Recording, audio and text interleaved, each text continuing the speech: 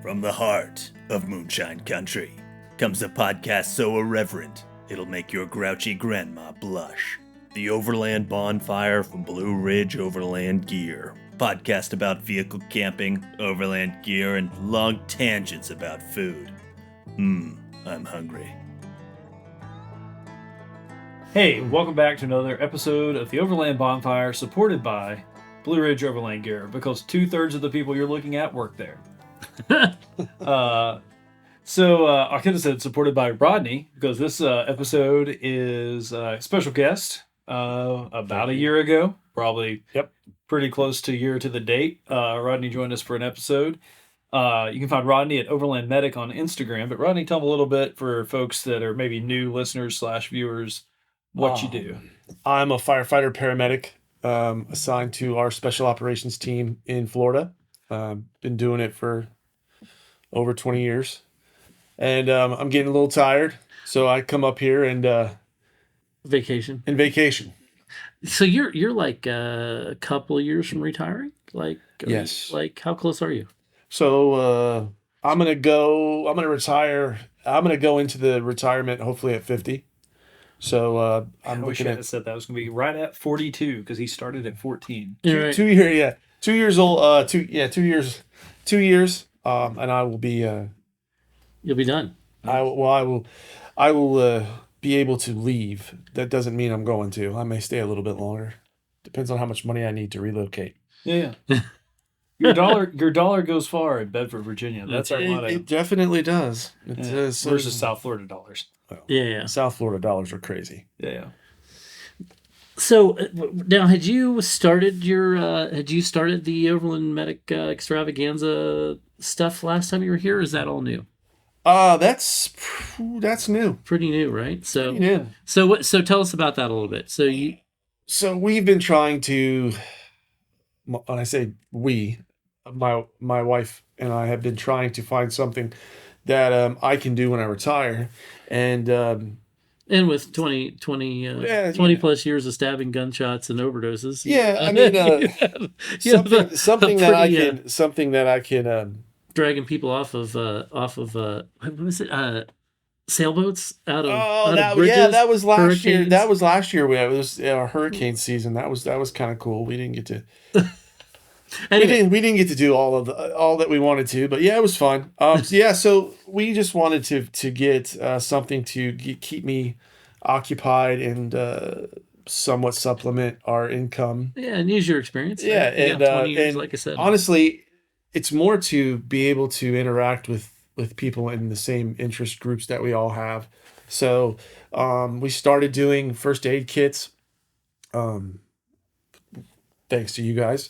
We that much to do with you it. Guys, you guys. But we do an IFAC kit, and we do a medium sized hard case kit. For some people that don't know, IFAC means individual first aid kit. A lot of our stuff is labeled like that, and I just recently started wondering how. Yeah, it's such a common term to me that I never think about what's funny is I actually realized when going through and doing research when we started putting these kits together that there are a lot of different ones too. There's EFAC, which stands for Expeditionary First Aid Kit. Oh. So so now you'll have the name of our large bag, right? Right. Yeah, I'm telling you, there's different names. You for can those. Google that this minute, and we probably won't have done anything. But I think it might be taken, but anyway, yeah. So we decided to make multiple size kits, and then we also I got my instructor so we could start doing wilderness first aid classes. You've been doing some instruction for a long time. Yes, I've been doing instruction for a while. But you've been sent all over the planet to do instruction. Yes, we've had good times all over the world doing instructional stuff. Yes, time in Europe. We did some teaching over there, and back here, but. So we decided to branch out, do some kits, and then we decided to try to get some planning together for some classes.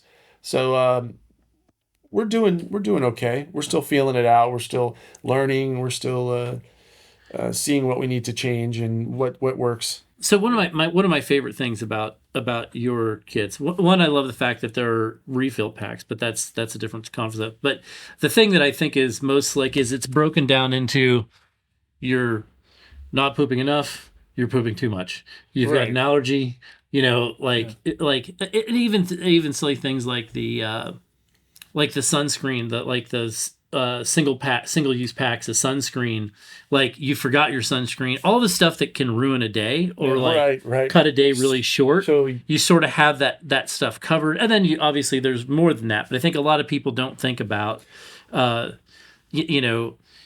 is there an allergy issue? Do you have a reaction to something? Do you, suddenly do you have an allergic reaction, or like I said, or you've got a GI problem and there's there's 3 things or whatever in there for, like I said, you can't go. You're going too much. You really only attack that problem from 2 ends. You either stop it or stop it. Yeah. But no, and I think that everybody today, when I don't know if you noticed it at Expo or not, but I tried to pay attention to how many people have these $100,000 rigs and how many people have, $10,000 worth of lights and all this stuff, but they don't have a decent first aid kit, or they don't have any kind of medical supplies, or everything's expired, which is we just actually went through. We won't talk about that. No, but we just went through Laurel's, my daughter Laurel, who Long Range Laurel. If you're looking her up, she's a pro shooter, so she has first aid kit in the car. We've always been pretty prone to making sure that's part training has been part of her life. She's been to Stop the Bleed classes, and she had she's had CPR and first aid and all that stuff, and has carried most of the certifications for a long time.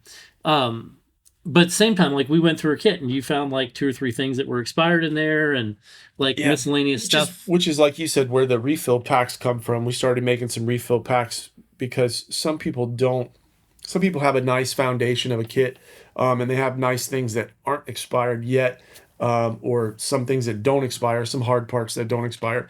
And they it's built into their rig, or they're used to the size that it is, so they don't want to replace it. And it could be money's tight or whatever, so they just want something to refill those meds in their kits. So we do provide that. We do provide packets of those meds that they can just refill, and they're all labeled, so they'll let you know exactly. We have a boo-boo kit, a pain management kit, a cold and allergy kit. So we have a stomach and GI one, so that they can buy those packets and just pull all those meds out and then put these in. Yeah, or restock. Or restock if you like I use said, she kind of reached out, I think, ahead of time when you were coming up and said, "Hey, I want to go through this because I want to like an IFAC. So I want truly a small first aid kit to throw in my backpack when I'm out, right, and doing stuff. And then I want one that more comprehensive stuff or more backup stuff, probably really right. And I think that's what people are going to these days. Is so many people are buying kits. One, they're super expensive. Everybody right now, the way the world's going, everybody's got their prices. Whether you can't get a hold of stuff or the prices are super high.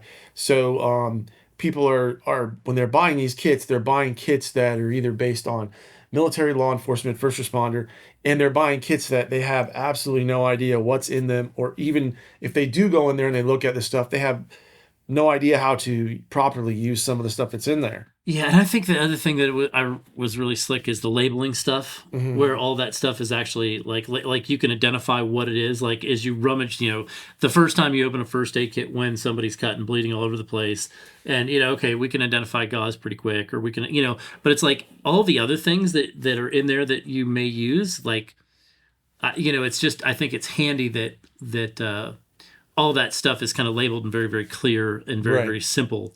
And the ones that, we kind of work together to build the small ones. Right. That's my favorite kit right there. Yeah. I was going to say, if you guys haven't seen his stuff, his small kit, what I would call a good IFAC, is built around the EDC organizer. Yeah. With a few changes, like the elastic loops for holding a tourniquet versus the soft loops. But Matt has come up with a lot of cool little accessories that not only work well for keeping all your bits and bobs of first aid gear, but EDC gear. Like they're very Well, I mean, they half those started out because Rodney was here. Yeah. I mean, you think about probably 50% of the pocket, the panel, all those little pieces and parts started because Rodney was looking for. Hey, I really want to put these things in. I'm like, hey, this is a great idea. We can. Yeah, we wanted to figure out a way that we could change out those panels to, hey, we're going to go shooting, so we want to have this in there.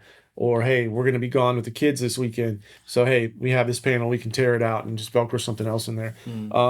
But, yeah, that's one of the things with the kits is we try to base them around everyday life.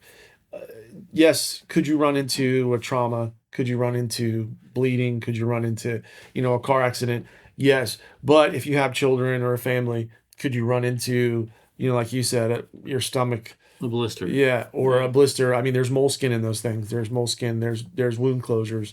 There's cough drops, trauma scissors. Because I mean, how many people have been camping or been out on a hike and they get somewhere and all of a sudden they get that tickle in your throat. Yeah. And I mean, to me, I'd rather be puking than have a sore throat because I'd rather just get it over with.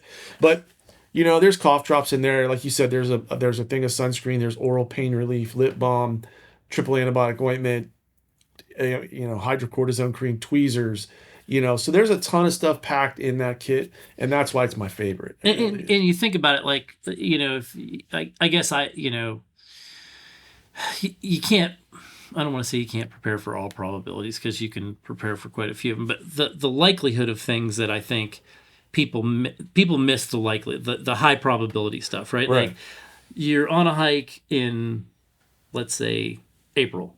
Likelihood of having a gunshot wound in the woods pretty low. Right. Chest seal probably not going to get used. So not to say that you don't carry it, but probably not something that's going to get used. Ticks, you can have all kinds of them. You want tweezers at that point. Right. Then you want to deal with the itching stuff, and it's like so it's kitting for the high probability, and I'm a big believer in kitting for training, right? What you understand how to do. Obviously, you can carry a lot more stuff and feel comfortable using it than me, right? And I love I love the quote, I just give God 5 minutes to change his mind. That's one of Rodney's. Yep. One of my favorite quotes from Rodney. And you're thinking about like, with my skill level, you might get 45 seconds. Yeah. He might get 45 seconds to change his mind. For you, he might get 15 minutes. I don't know, but it's like thinking about the stuff that actually stops a day or stops a weekend or decreases the enjoyment of that time out. Yeah. And making sure that you're kitted for that stuff, I think makes a lot of sense because the number of times we've been out, we carry I have a redheaded daughter, she's really good about carrying sunscreen. Oh, yeah. 99% of the time. Right. But that one time, having those little disposable packets, it's like, that changes like a good Saturday and a terrible Sunday. I was going to say, it's normally not the first day, it's the second and third day that really gets you. So to not a big deal. And I think that's something that I don't think enough people, sort of think about until you've been in those situations or you just got it out and you live through the Sunday. And if you can, be packing that stuff and not have to, like, what a great deal is that? You know what I mean? Well, I feel like we kind of glazed over too, all that stuff that you rattled off with, like, too much pooping, not enough pooping, itchy throat, that. But then there's a big chunk of your kit that is keeping the red stuff on the inside. So So one whole side on the, so the way it's set up is when you first open the kit up, the tourniquet is on the outside because God forbid you have to unzip that thing and start looking for stuff. But the tourniquet's nice, accessible on the outside. But then when you do open that up, you have that trauma dressing right there on the cover, and then you have some compressed gauze. So those things are easily accessible. You can pull them off. We tried to make it to where it's like, oh, here's what I need right here. Yeah. Not, oh, crap, I've got to do this. Yeah. Or it's not shoved down in something to where you're trying to pull a bunch of stuff out to get to it. So the crisis stuff is high visible. You can find... Gloves are on the outside, tourniquet on the outside. Yeah. So... Yeah, chest seal fits in a sleeve on the outside. It can be worn on a belt. Yeah. Yep. So there's a belt. if you're... There's a belt loop for it. So if you're putting it on a belt, you could technically carry it on a belt. Yeah. Which I think is handy on, for just general hiking stuff, fanny pack, or if you're running some kind of battle belt. Right. Again, even if it's on a back, so the backpack strap, the waist belt for the backpack strap, we tried to make it big enough so it would accompany a range belt or a backpack strap or backpack something strap. like That's that. a good idea. I try not to carry much stuff. Yeah, well, you don't. I want like to go things there. with 2.5 gallons of gas. But it is nice because you can take it out of your center console. You can put it in your backpack. You can put it on your kayak. Oh, sorry. Yeah, no, that's what I love about it. But if anybody has a conversion for 2.5 gallons of gas to kilowatts of electricity, because I probably need to be thinking about how much battery power is the same as 2.5 gallons. We're looking of gas. at like Ron's Super 73 or whatever. Right. We were looking at an electric bike today. I'm like, that's really handy. It doesn't carry 2.5 gallons of gas, but it works pretty similar. So I need that math. If anybody ever has that, feel free to. 20 by 5 tires. I was like, man, that you can just go roll over whatever you want with those. Yeah. Yes. I'm sorry. I didn't need to digress there. I just realized that I need to do math. Small kits.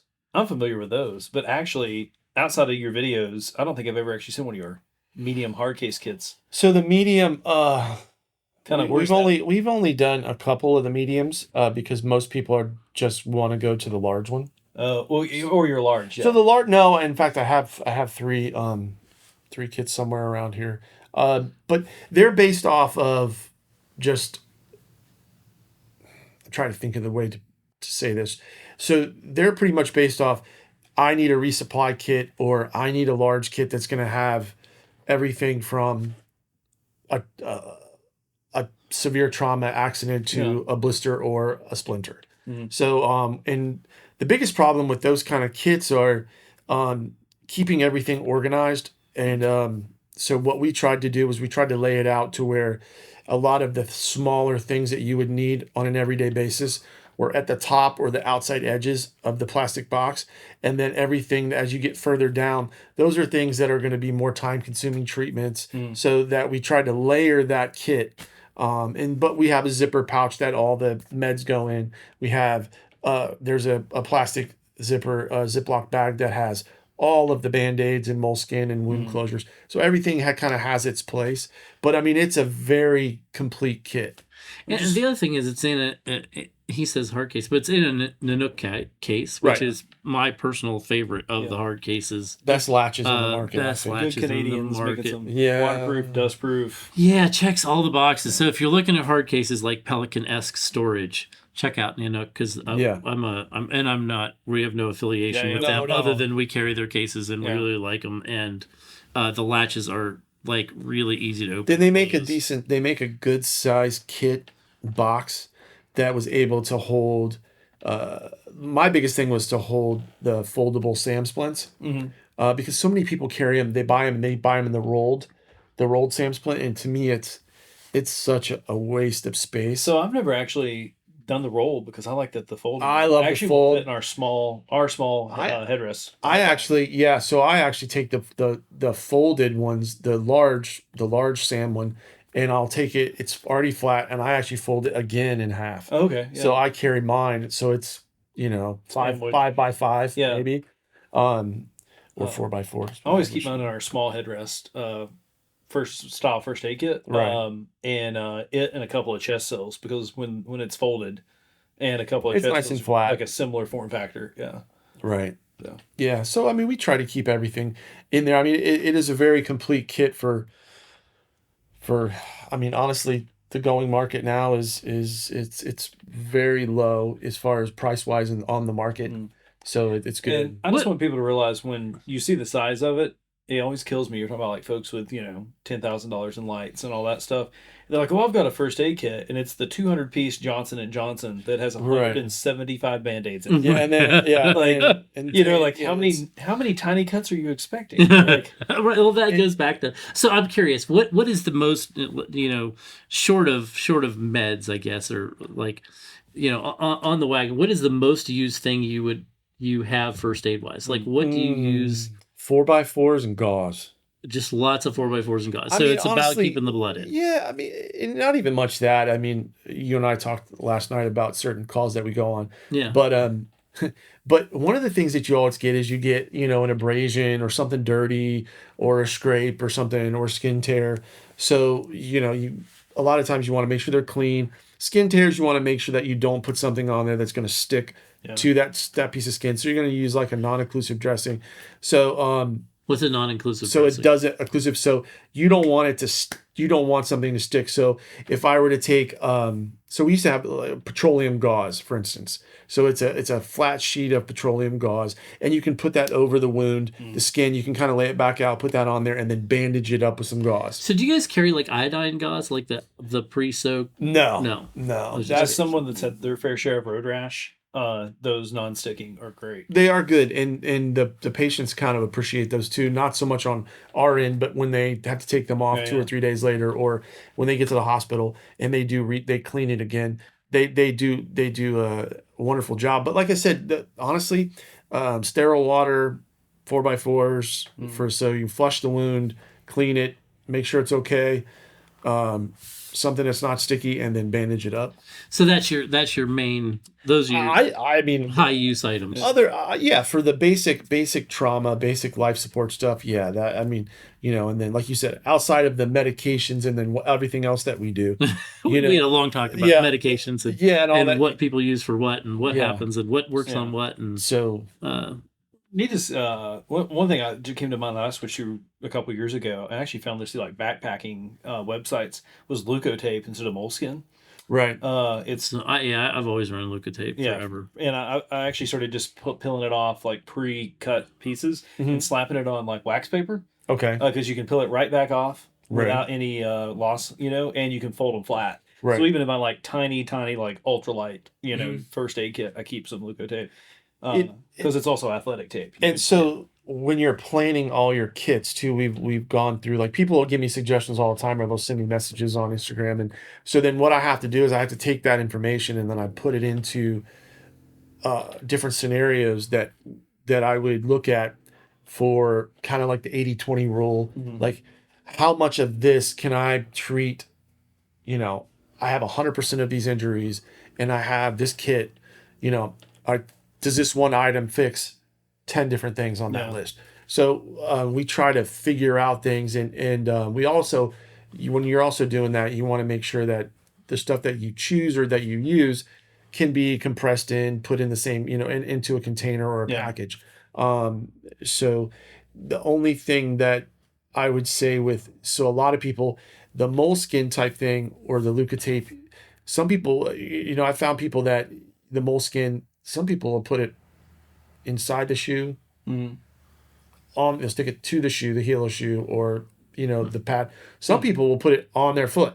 Yeah. So there's different reasons. I've only put it on my foot. Yeah. And I think that's why the Leukotape is attractive. and that would be like almost like a thing. But I mean, some people will find that spot that's bothering them, and they will put it in the shoe. And they will put it in the shoe. I've change the socks. Duct tape and a pair of boots I'm wearing right now, actually. I've used it even as like a Band-Aid stand-in for like a larger bandage. Right. Slap some gauze on it and then tape it on. I mean, honestly, so they have this stuff. I don't know if we can mention whatever. North American Rescue. They have this thing called. Welcome to the Overland Bonfire. Yeah, I know. I was going to say. Yeah. So they make for all intents and purposes, it's a duct tape on steroids. Okay. So in my other side of my job, when we do hazardous materials and stuff, they have we have tape that we use, and it's called Kim tape, and it's yellow, and we use it to seal up our suits. So we'll use it to seal the wristlets and the legs, and we'll put it around our masks, just get a good seal on the suits. So their gecko tape is like I said, duct tape on steroids. Yeah. And it's a flat fold and it's long, and you can buy them in strips. So a lot of times people don't realize that, to me, those are just as good as Band-Aids. Yeah. Because none of us go and get a boo-boo, sitting in a Walmart parking lot. We're out, on the trail, or we're out camping, or you fly fishing or something like that. And what other thing is great is a lot of times if you fold that tape over on itself, it can just get trenched with water, and you don't have to worry about it. It'll still work. I was going to say, tonight when my buddy Steve comes in, you have to ask about the time that we were. I don't normally get like really weird about like injuries. I don't mind. We were actually hiking in to scout out a place to fish. Decided to walk across the creek, but it didn't come equipped. So he pulls off his hiking boots, his socks, stumbles going across the creek, frigid water. He's like, "Ow!" Whatever, no big deal. We get the other side. Walks up on the dirty bank, to realize that he has ripped like half of his big toenail off. Ooh. Like, jagged tear. We're like 4 miles in, part of this off trail, where we were like with the Leatherman scissors, like trying to trim this toenail off, tape it back up. Yeah, and guess what? After the frigid water, your toes only warm up. It was. Well, I was going to say he was hurting on the way. I've watched people just yank them completely out. Yeah. Oh. His was like the I mean, I'm not saying you should do that, but I mean, I'm not advocating it, but I am saying, yes, I've seen people pull, maybe not big toe, but I've seen people pull toenails or fold them back and just till it pops off, and then it's, literally Leatherman, the tiny Leatherman, the scissors, trim that off. It's, and that's the other thing. So, do you carry a multi-tool? I knew you were going to ask me that. I have one. I don't keep it in the kit, but I carry one. I carry a Leatherman. It was my dad's. Yeah, I keep one in the truck, one in my EDC pouch, and then that baby one in my first aid kit. And that's just so I carry trauma scissors and tweezers, and a pair of McGill forceps. So what's a McGill forcep? So mostly used in field surgeries, traumas. You can use them to occlude arteries. So pinch off. Pinch off. Yeah. So wait, does it look like a regular forceps? It has an alligator clip kind of teeth on it that will hold, and then yes, it locks at the handle. So in between the finger loops, it will lock in there. So once you get it in there, it will lock and stay. But some people use them just to try to get a hold of certain things. You can also use them when you're doing stitches. I was going to say. So when you're doing wound closure. Because I have a set. And I use them all. I use them for everything. I use them to take like ticks. Yeah. It's a great tick remover, like that kind of thing. Plus, they're usually really flat on the end, or they meet together really well. Okay. Where like tweezers don't always. Yeah. No. For whatever reason, sometimes I can't. Like a tweezer doesn't get to where I need it to. Like the Bob's like sliver getters or whatever, you can get them at Woodcraft. So funny story. They're like razor sharp. Funny story about tweezers. I learned this when I started doing all these kits because we had a trial and error. Believe me, and you can order a really big range of tweezers off the internet. Yeah. You can get your 50-cent ones, and then you can get your $10 ones. Yeah. And I will say that the finer tip the end of the tweezer is, in my opinion, the worst. They're crap because there's not, like you said, there's not enough on the end to really get on and grab something. So the Bobs, and I think they're called like sliver getters or something, actually go in the little thing that holds them closed. And I like them because they're actually sharp enough. You can do some digging. Like you can dig around with them. It goes below the surface. Well, if they meet really good at the end, they usually work pretty well for me. But you're right. Most of the small ones, they don't.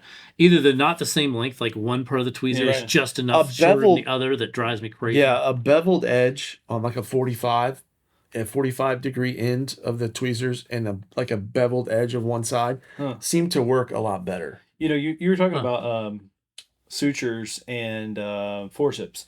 I did a ditch medicine class once, and the guy that was instructing, walked us through. We were doing our thing, different types.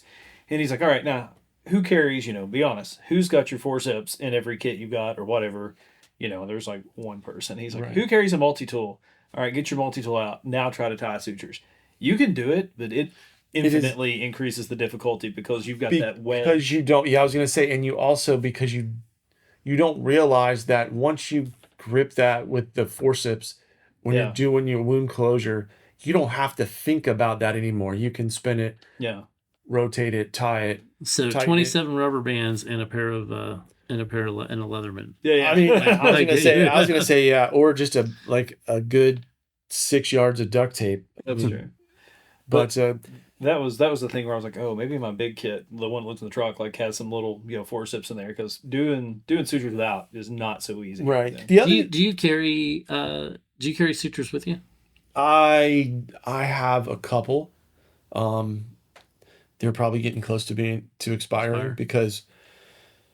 The likelihood of suturing somebody is low. Right. I mean, I actually have this training kit too that I bought too. So it's a board. Oh, it's a rubber board, and it has all the stuff in it, and it also has some areas in there where you can implant stuff in it, and then heat it up, and then you can cut it out and pop the stuff out, and then close it. So you could put little like the end of a nail in it, put that in there, and then you could heat it up and close it, and then you can suture it. I've used the simulator. I've done banana skins, which were actually really difficult. And then Yeah. one time they just had like pig skin with pig is. I don't want to get me started on pig stuff. with the fat on the back, and it was fun because it was like, oh, here's how you do a bullet wound. Boom. Okay, here's the purse stitch or whatever, like. Right.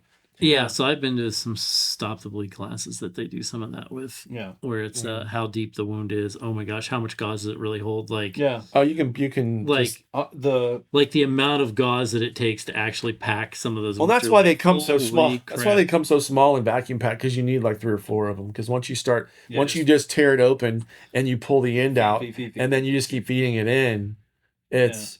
I mean, it just keeps going. Well, and you'll have people that'll be like, oh, you need, tampons or whatever, and I'm like, no, man. not. I mean, like, if you're gonna pack, you would need a case. I don't even know. I can't even. Not that they don't have a place, maybe, but it's interesting when you talk about actual deep wounds. You're like, holy shit! Like, you need a lot of gauze. Well, the good news is anything from normally in your trunk area, you're at least good for a hyphen chest seal. Yeah. Whether it's or a chest seal. Let's say hyphen because something you hit on though was like 2 for an entry and an exit wound too. Yeah, they take up no room. Why not? So we had a friend of mine that I work with, and he's in the military community, and he's done quite a bit of training, and we had a decent discussion about chest seals and vented versus non-vented, and what brand is better and which is stickier, and just a good healthy conversation, and in the end,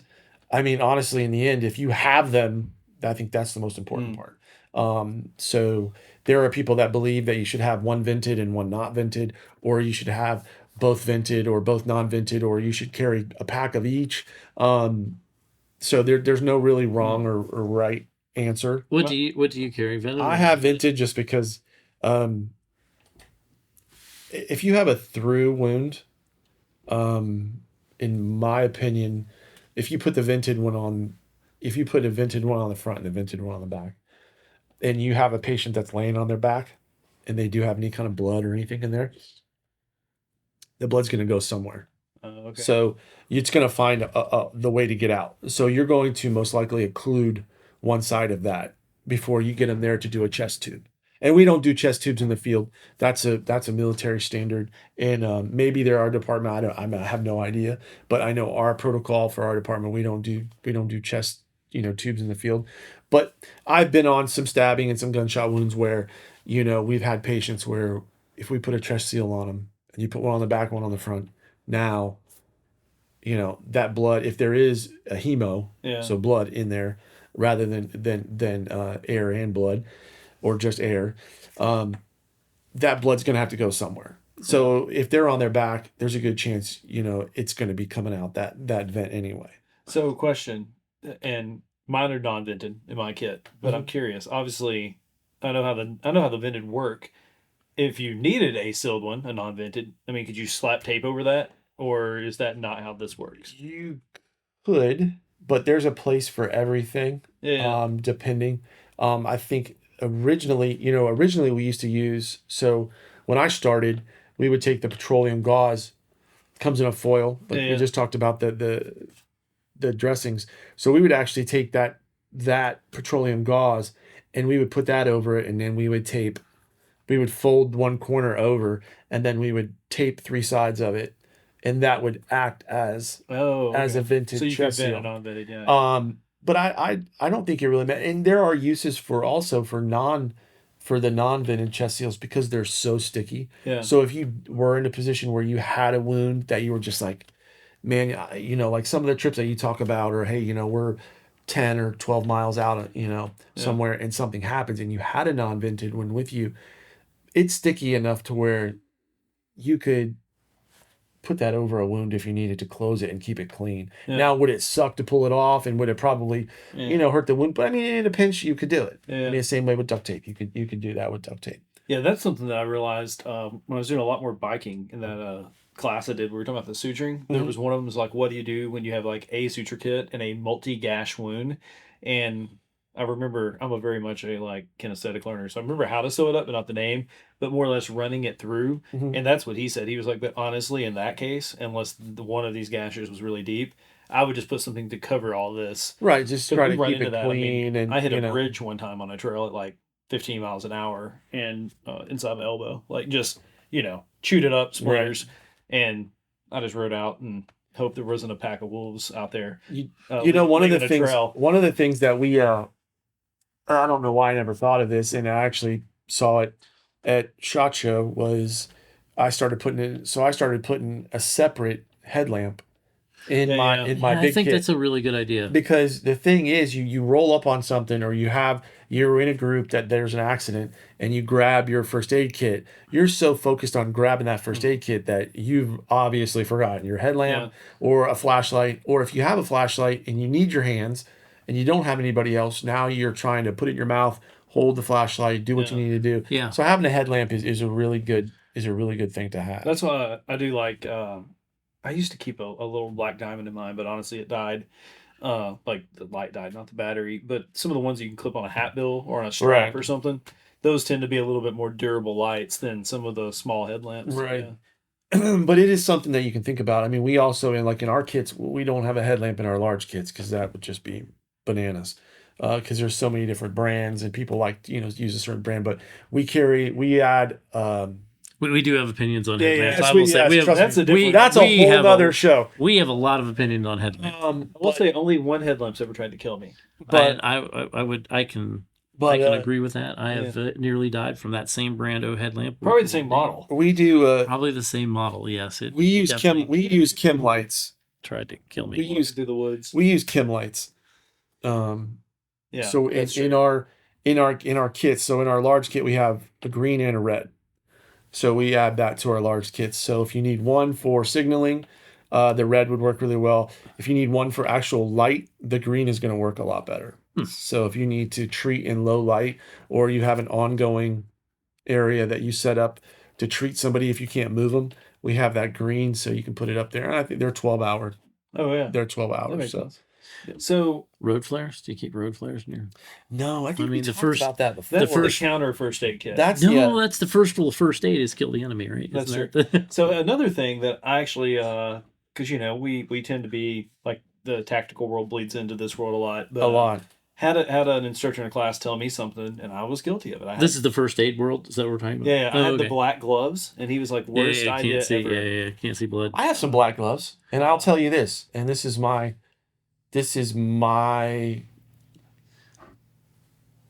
I would say to that. If you're putting gloves on, once you put those gloves on, those gloves are considered dirty. Right. So it doesn't matter what color they are. So his was for checking. You're talking about low light situations like patting people down. Oh, okay. Right, you can't see the blood. If it's like if they're wet.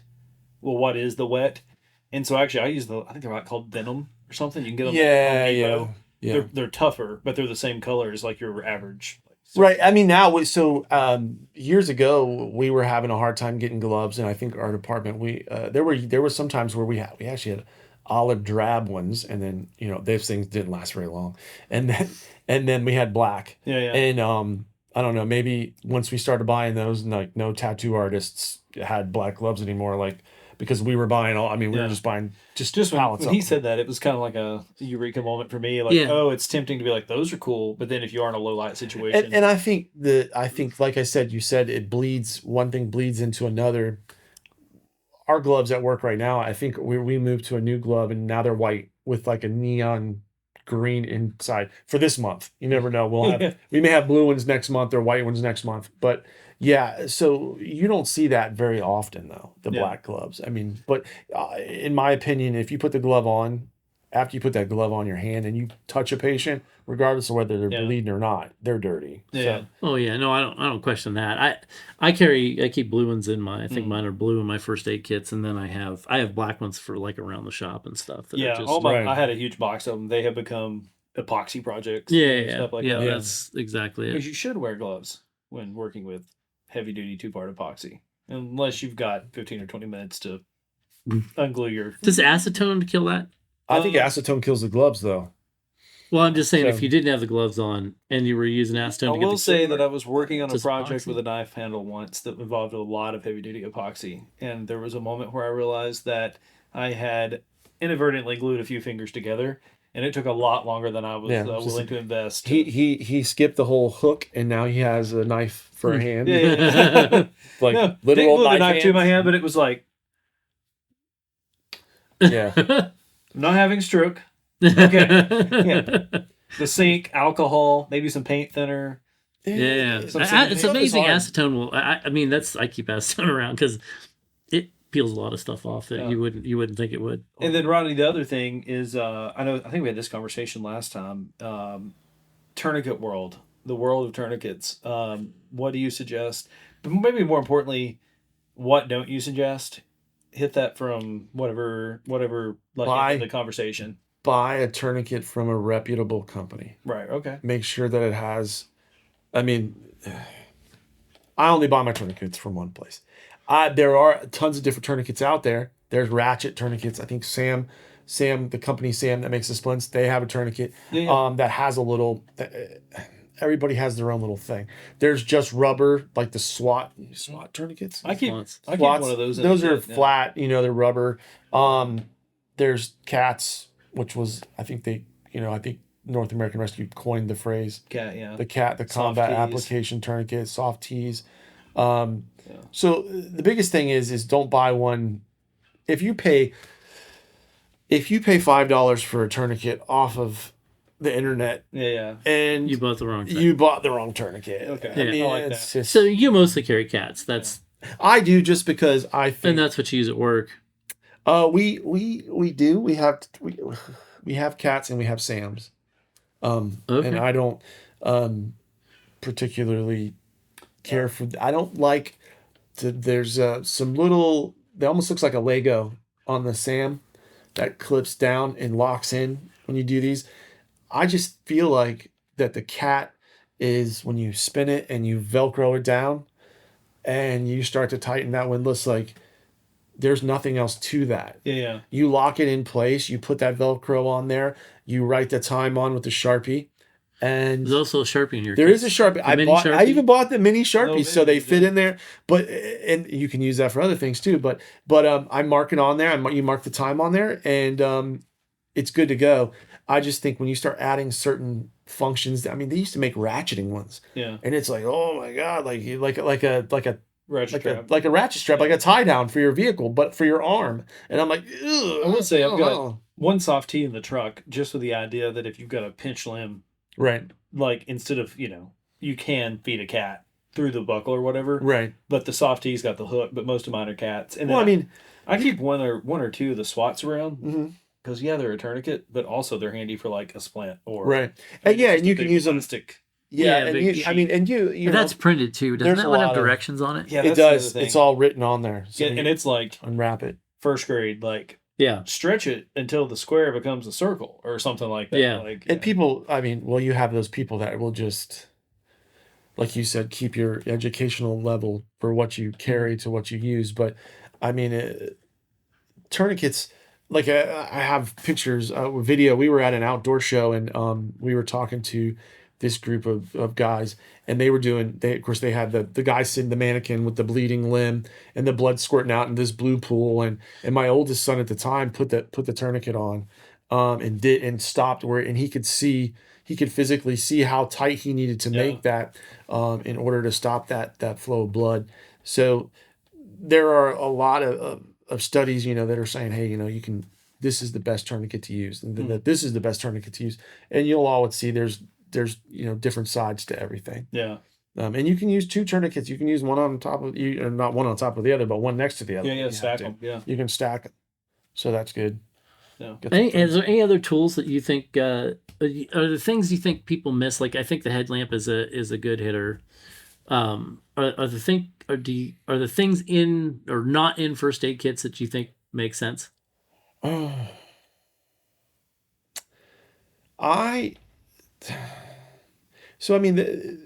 There's that point that I always have to get to where I go, okay, stop, because your mind is thinking, I need to treat X, Y, all the disasters. You got to have something for everything. You're not driving an ambulance, but yeah, no, we're not on a rescue truck. But no, like a good solid duct tape, a tourniquet, a pair of good trauma shears, and and a headlamp, something, and an emergency blanket.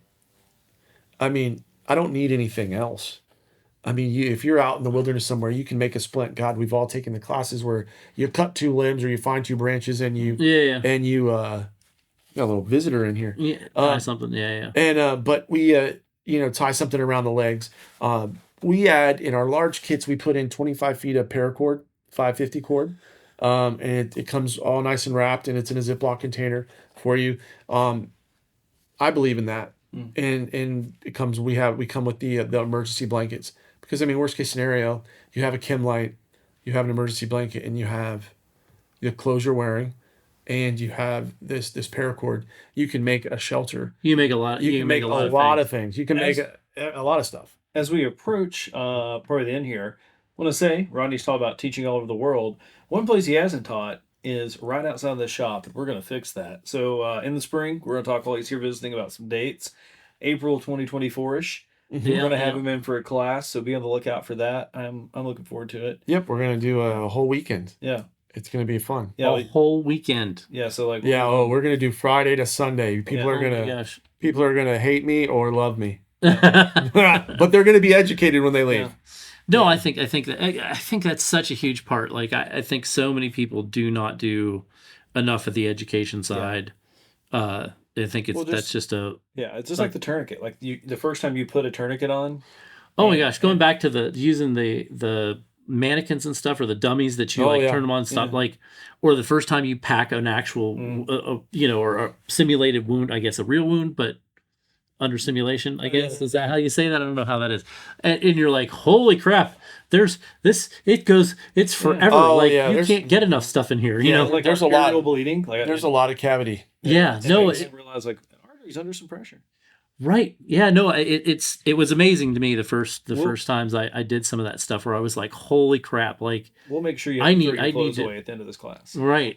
People are gonna, like I said, I think this is a good opportunity for people to come and learn and not be stressed about having a book right in front of them the whole time. Yeah. So, a lot of hands-on, practical application is the kicker, at least for me. Like like you were saying, the first time you roll all that gauze in there, it's like, oh my gosh, we want that not be the time when you're rolling gauze into a human leg. Yeah. Or whatever. Right. Yeah. Or the first time you're putting a tourniquet on, like it is. Yeah. You put on yourself. I understand this. No. You don't really. Keep going. Yeah. keep twisting. And it will be a good time. Maybe we can get a hold of some stapler. Do you carry a stapler?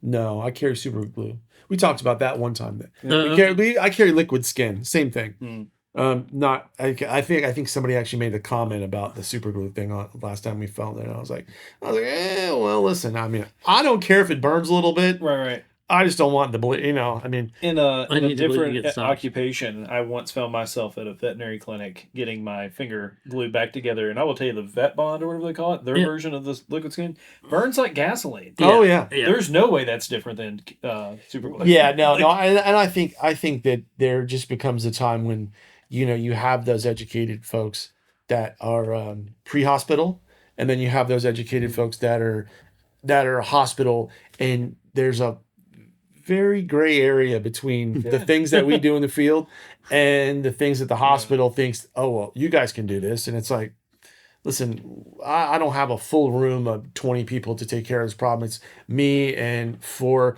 of my closest family in the back of this truck, and we're doing work. So here's what you get. And speaking of burning, we had this conversation recently, is the bleed stop, Oh yeah, we just talked about this. We talked about this, and I actually talked about it with Laurel too. That's the litmus test of how bad is your cut hurt. Oh my gosh! I told Laurel, because she asked me about it. In fact, that was 2 of the things that were expired in her kit were 2 packs of the Stop the Bleed.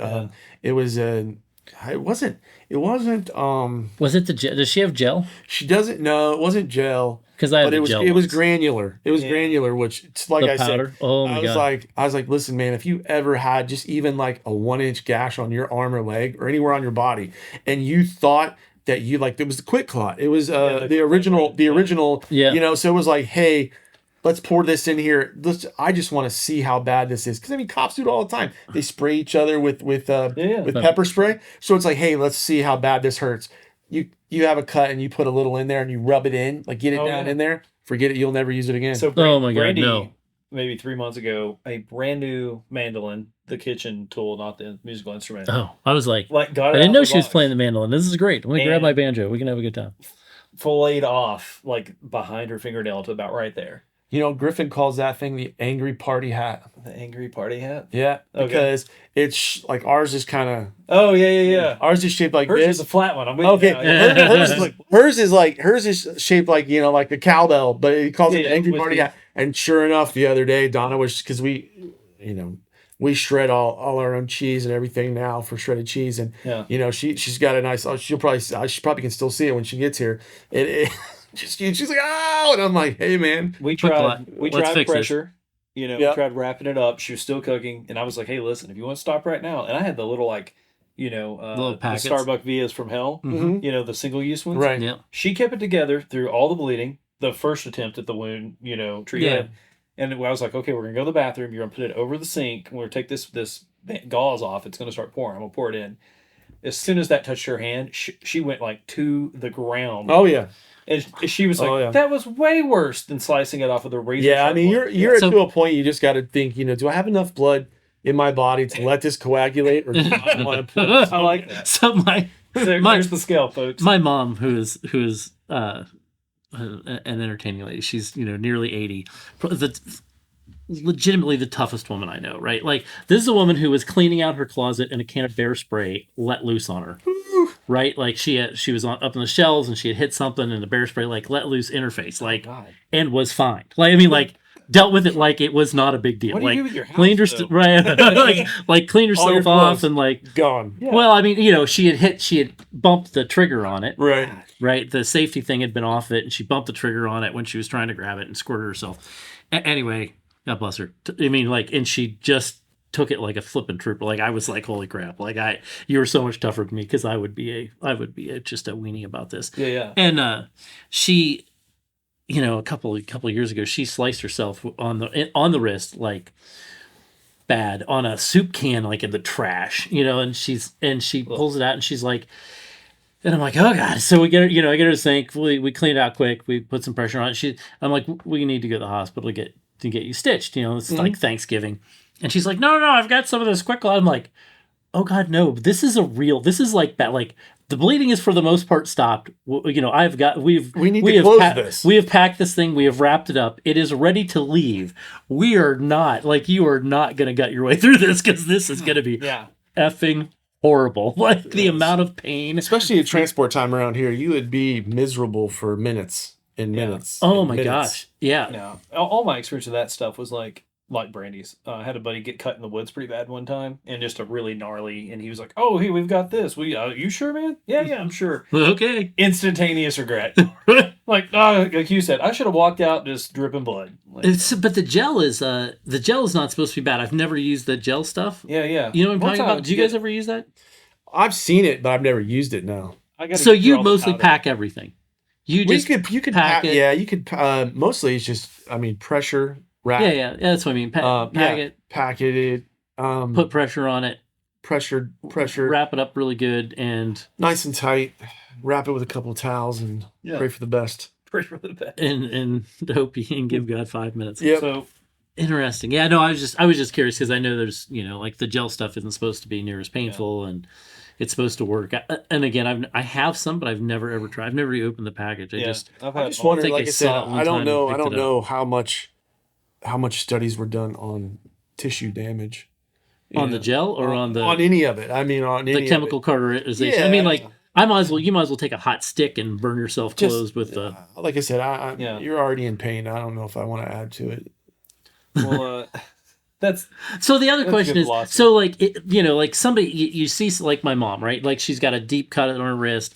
It's bleeding pretty heavy. We've got it for the most part mitigated. Not that it's stopped, but it's mitigated enough to transport her to get professional help. So we farm, right? So livestock gets injured, right? That's just part of life. We have stock dogs. They get injured. That just the amount of actual like damage it takes like the things that you can survive, or the things that a sheep that's had trauma or a dog that's had trauma can survive is really impressive. Like I don't think Right. like, I mean, I think a lot of times we jump to a very deep end of the pool on like, oh geez, we need to put quick clot on this. Yeah. Where really, probably wrap it up. If you bleed Yeah. for a little while, you're going to be fine. Right. Am I realistic on that? But Well, yeah, like I said, that comes from my When you start, having seen what I thought was pretty catastrophic stuff, Yeah. and been like, everything's fine. 2 days later, it's all fine. so here's my take on that. A really easy way to think about trauma. There's either a container problem, a fluid problem, or a pump problem. So the container problem is obviously a laceration or cut. You're or leaking. You're Yeah. leaking somewhere. Yeah. So that can only go so far before it becomes a fluid problem. Right. Your oil gets too low. Yeah. So then Shouldn't that come volume for it. goes down. Yeah. And then when you get to a certain point, now you're going into that hypovolemic area, that shocks area, where now there's a have a good pump chance you're going to have a pump problem. So it's easy to break that down and go, well, Like electricity. if I can contain that, Smoking the wires. if I can contain that if I can fix the container, Yeah. then I can keep that fluid from having a Problem. problem. Yeah. No, And if then you the stop pump- the oil leak, you're probably So not you going to kind spin of have breaking. to think. You kind of have to just think it in this simple way of stop it, control it, and then reassess it. So it's a really easier way. I've just always been, it's probably with myself, and like I said, between growing up with a lot of livestock over the course of my life, it's like, the adage, it's a long way from his heart was, is a pretty normal, like, right. that's a long way from his heart. His head seems to be all right.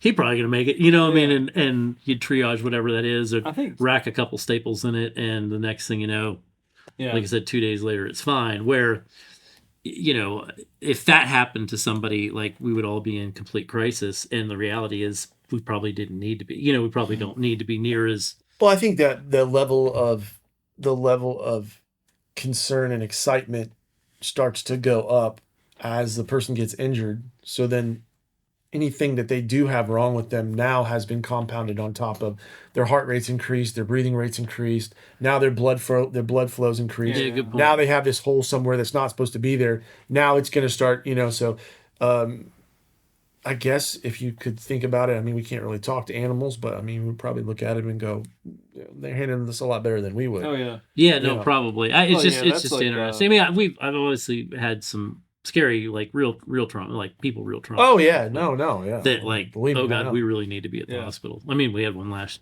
year this time. Yes, last year this time it's been a year. Oh, It's been a year. That was Nora's, Yeah, since Nora Nora's- fell off a horse and cracked a helmet, and Yeah. I like to call this portion Rick doesn't like horses. I've never had a bike or a truck try to kick me in the head and kill me. right. Well, this is why I like stuff that take Yeah. 2.5 gallons of gas or some number of kilowatts per hour. Yeah. I don't know what the number is yet, but I'm going to come It's up all with it's that. around the corner though. They've raised up, but it's always been my fault. Never theirs, which that's the horse, The horse throws you. Right. Yeah, you do something on the bike that makes you that you throw yourself. Right. That's Yeah. true. Yeah. No, I mean, it's. But anyway, it's. They're I like just. sharks with long legs. Yeah. I don't know if it's quite No, that I mean bad, trauma. but Trauma. I mean, yeah. No, I was totally expecting a normal vacation last year. and it I started at the hospital. I know. It started from a phone call, and then I went straight to the hospital. Yeah, you and rolled in. You were the first one there. I was the first one at the hospital. He literally beat us all there. I Oh. mean, like he was getting off the exit as we were like, Yeah, as they were loading her.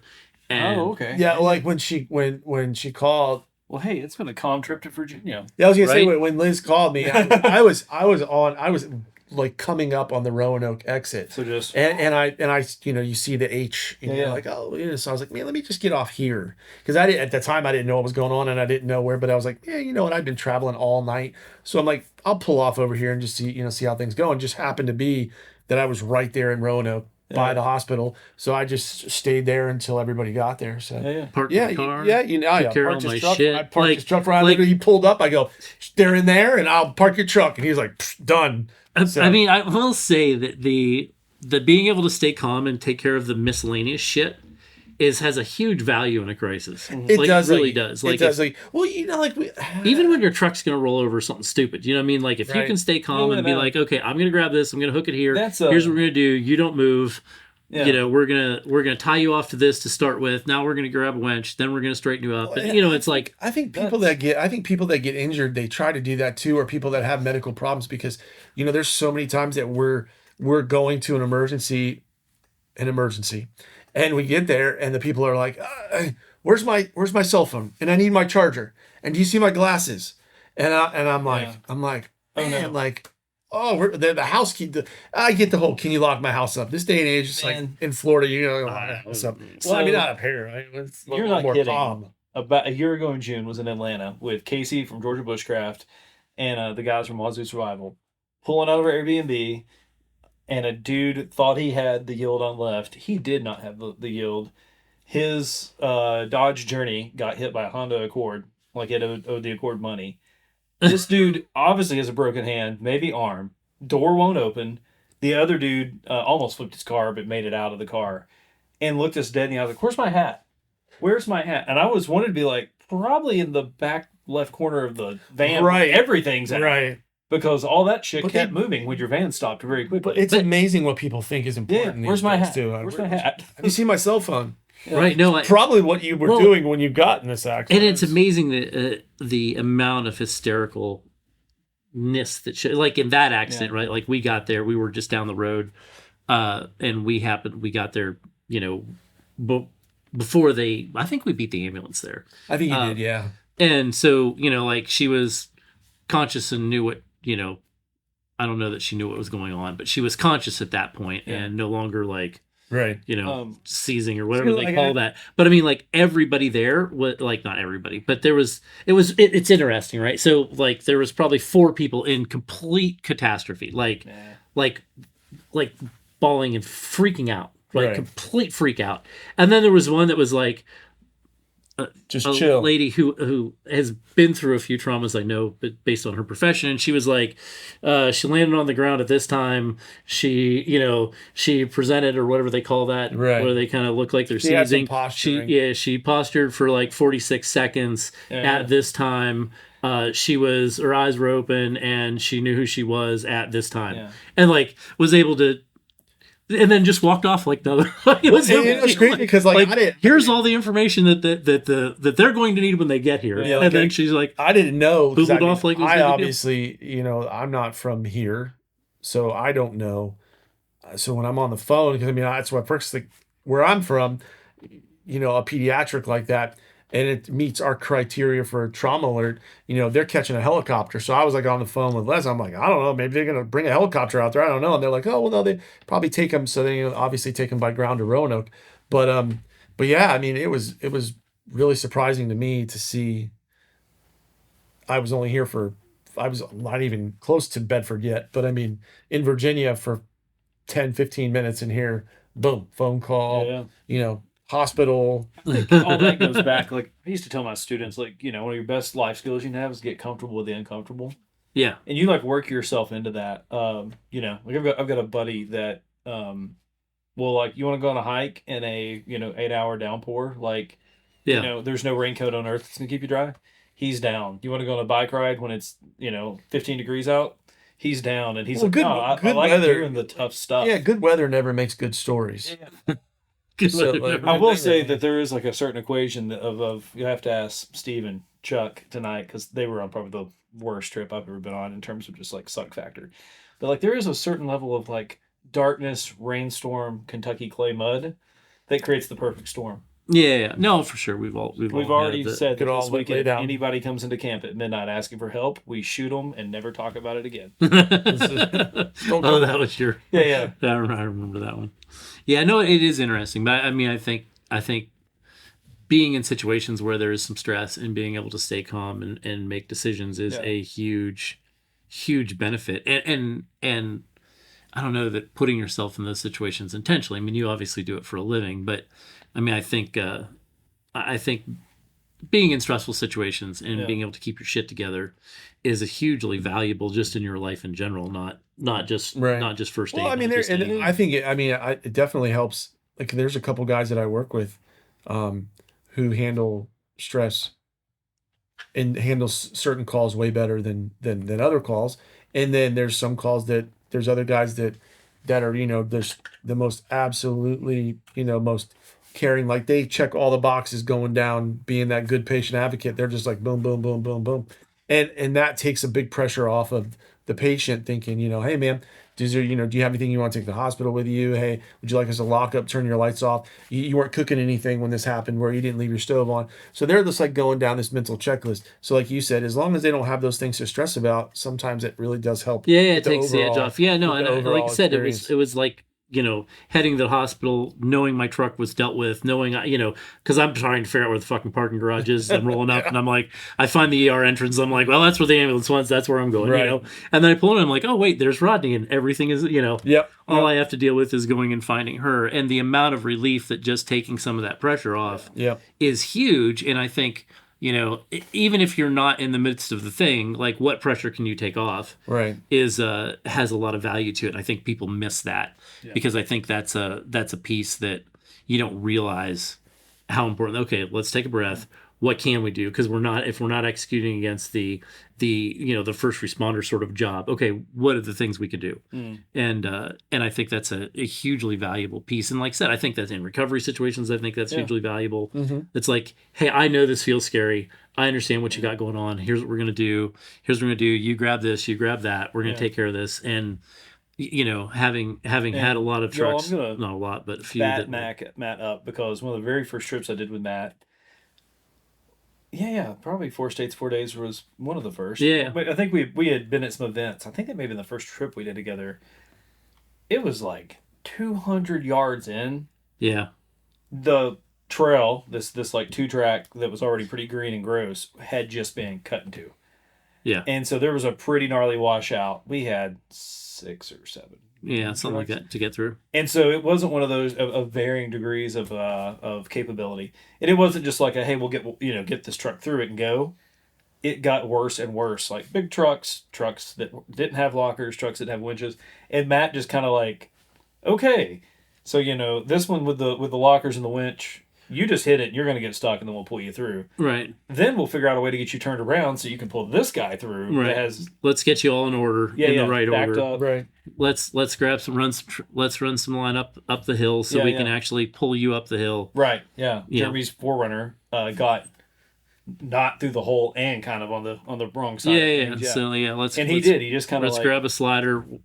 Lash you to the high side of the hill, not hold you there, but keep you from flopping, and then we'll winch you over. And you were very methodic, and it was like one step at a time for each rig, and then one rig at a time, and then it was probably a couple hours, honestly, because we had to do some work. Well, it's a lot easier for the person outside the vehicle to see what's going on than it is for that poor person in the driver's seat to be like, this way or this way. When you start seeing anything above 20 degrees you're on them, you start getting a little nervous. Feels like you're going to fall through the driver's window. Yeah. But I was just going to back you up. I had a folder at one point called Matt Leaning on Trucks. Cause Matt has a tendency to put a hand on the truck to calm it. It's certainly not to hold it up. We know that doesn't work. Yeah, the driver then absorbs that calmness. I will climb up on rockers a lot on trucks in fairly bad situations, figuring that worst case scenario is I'm going to leap off as they go. But and just kind of hang out there for a minute to think about what we're going to do. Yeah. Let me give some ballast, and then let's come up with a plan real quick while I'm standing here. And you can see a little better that way. I don't know. It's probably stupid, but that is I do have a habit of leaping up on a rocker and hanging out for a few minutes. Not trying to just rush and thinking through things. No, because as long as they haven't flopped, they're probably the likelihood is low. A little bit of ballast reduces that likelihood greatly. All right, let's hang out here for a second. That was the trip where I watched Jeremy cure a valve stem, though. I'll never forget that. I don't remember whose truck it was. No, it was mine. Oh, was it your it was totally 80? Mine, my 80. You busted through the hole. Right. And it was like, oh man, air's coming from somewhere. And we hear... And he just goes, I think it's from this one. And he taps it, and it ejected a piece of wood, and it was fine. It just stopped. We were all like, wow. Is the tire flat, or did you just perform some sort of miracle? Yeah, it was crazy. And it was as it was rolling by. Yeah. He was like I think it just hit it on the way by, and it ejected this little piece of wood and completely stopped. It was like, that's great. Well, Rodney, I mean, this is weird because you're here for like another week. We're gonna hang out. Oh yeah, I mean, Thanks we're gonna for coming by. Yeah, no, I enjoy it all the time. This is the we said this the other day when we were doing some other filming stuff. This is way less stressful than standing up here talking about, Don't worry, we're going to do more of that on Monday, but it's going to be in the woods. So Yeah, it's there more you go. complicated. Yeah, Yeah, it's gonna be great. We're gonna do some it'll video be- with Rodney and some first aid stuff. it'll be awesome. You guys have been here a really long time, and we appreciate that. If you've made it this far, I think the best was probably the last half hour because that was most. Yeah, you might be in like the Hall of Famers. Right. This is probably You- about an hour and 15 minutes. You've committed. Yeah. You've committed to the violence, and we appreciate the people that do that. Yeah. And good. But no, Ronnie's a resource. 20 years plus of experience. We're going to try to tap into that with the class in the spring. Catch him Overland Medic on Instagram, Etsy. Mm-hmm. is it Overland Medic on Etsy? Where you can find Yes, you can find a lot yes. of your stuff on Etsy or DM It's me. Etsy. It's Overland Medic is the Etsy store. Rooftop Tent Rally. By the time this comes out, the rally will already have happened, but he'll be there. and you'll have missed it, Yeah. or you'll have met Rodney, Or One you'll the have other, met I me. guess. There's a Right. good chance you'll meet me. Yeah. My class there is normally an hour long, and it's there's normally 20, 30 people in Yeah, it. So good stuff. Yeah, great. I don't have anything else exciting. Wow. So we just did beef jerky, which was probably not the most serious episode to this. We probably need to hit something in like the 50 percentile. Like, Yeah, near-death experiences to beef jerky. That's a pretty tough one. Now, the bummer is we didn't have any beef jerky for this episode, but that's about to change. we're bringing it back. That may be a segment moving forward. Yeah, because We actually rumor have got has it. more on the way. Yeah. rumor has it that the fine people at Green Top Mhm. and Jimmy Hyman may be hooking us up with some more beef jerky to try. So we're pretty excited about that. Yeah.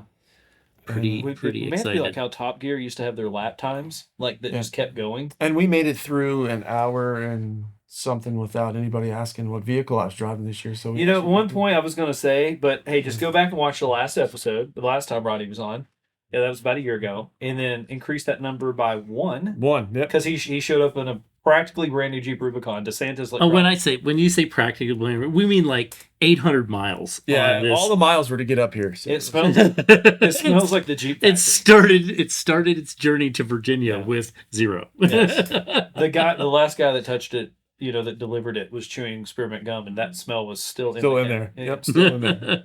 Well, hey, So thanks cool. for watching Blue Ridge Overland Gear, the Overland Bonfire Podcast. Like Matt said, if you're still here, wow. You're a winner. And if you're still here, Soldier I mean, through it. you should rate this for sure. Yeah. Should Yeah. take a second to rate Tell it, us make what a you like. comment, and tell us tell us something because you're the one we want to hear from. Statistically speaking. Statistically, you may not have gotten here. All right, thanks, guys. Thanks, Ed. All right.